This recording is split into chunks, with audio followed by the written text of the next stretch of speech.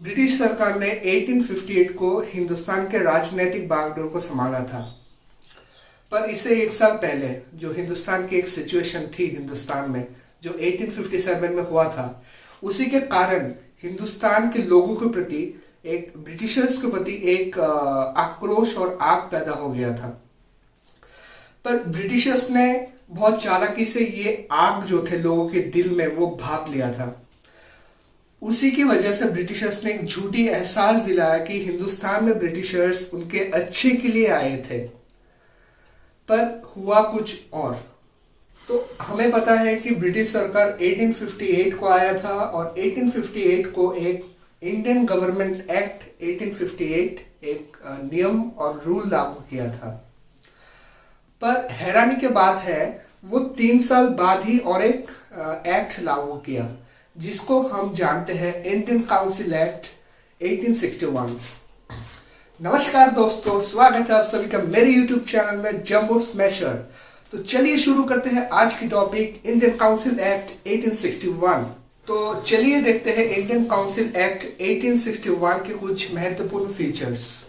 तो पहला features British government ने ऐड किया था, यह था कि लॉ मेकिंग बॉडी में इंडियंस को एक जगह दिया जाएगा। इंडियन लेजिस्लेटिव काउंसिल में वाइस रॉय तब के समय में जो लॉर्ड कैनिंग थे, उन्होंने 3 मेंबर्स को वहां पे ऐड किया था। पहला है राजा ऑफ बनारस, दूसरा है महाराजा ऑफ पटियाला, तीसरा है सर दिनकर राव। चलिए देखते हैं इंडियन काउंसिल एक्ट के तीसरा पॉइंट। तीसरा पॉइंट में यह है जो हिंदुस्तान पहले 2 प्रोविंसेस में बांटा गया था, और एक है पहला मद्रास प्रेसिडेंसी, दूसरा है बॉम्बे प्रेसिडेंसी। तो पहले ऐसा था, इंडियन काउंसिल एक्ट आने के बाद ऐसा हुआ है कि जो प्रेसिडेंसी वहां पे थे उसका पावर डिसेंट्रलाइज्ड किया जा रहा था।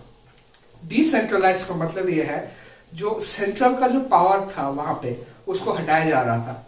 तो लॉर्ड कैनिंग ने ऐसा रूल बनाया कि जो पावर जो छीना गया था 2 प्रेसिडेंसी से, तो उनको वो वापस लौटा रहा था। तो प्रेसिडेंसी का जो रूल्स एंड रेगुलेशन, जो लेजिस्लेटिव काम काज जो है वो प्रेसिडेंसी खुद संभालेगा।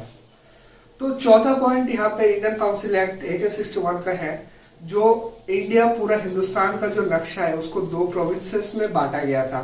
एक तो है मद्रास प्रेसिडेंसी और एक है बॉम्बे प्रेसिडेंसी, जो हम जानते हैं। पर अंग्रेजों को ये प्रेसिडेंसी और भी हिस्सों में बांटना था, ताकि उसको रूल करने में या राज करने में और भी आसानी हो जाए।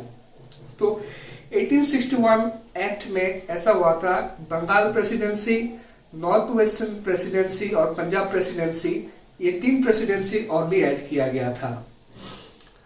तो next point Indian council act 1861 में यह था कि जो वाइस रॉय जो पोस्ट थे वहां पे उनको एक एक्स्ट्रा पावर दिया गया था। जो लेजिस्लेटिव काउंसिल में जो कुछ भी नियम होगा, रूल होगा, वो वाइस रॉय बना सकता है। और मान लीजिए कोई भी इमरजेंसी या आपातकालीन व्यवस्था में कोई भी रूल्स लागू करना है, तो वाइस रॉय सीधा सीधा वो रूल लागू कर सकता है। तो इसके लिए वाइस रॉय को लेजिस्लेटिव काउंसिल जो था वहां पे उनका कोई इजाजत लेना नहीं पड़ेगा। इंडियन काउंसिल एक्ट 1861 में ऐसा भी एक चेंजेस आया था, पहले जो इसमें नहीं था। जो राजनीतिक वागडोर को संभालने के लिए जो डिपार्टमेंट्स होते हैं, जैसे अभी हिंदुस्तान में मिनिस्ट्री में कुछ मिनिस्टर्स होते हैं, एक्सटर्नल अफेयर्स मिनिस्टर होते हैं, होम मिनिस्ट्री होता है, ये फलाना फलाना मिनिस्ट्री होता है, उसको संभालने के लिए एक पोर्टफोलियो होता है। कोई भी एक सर्टेन मिनिस्टर्स, कोई भी एक ऐसा व्यक्ति होता है जो उस मिनिस्ट्री का हेड होता है।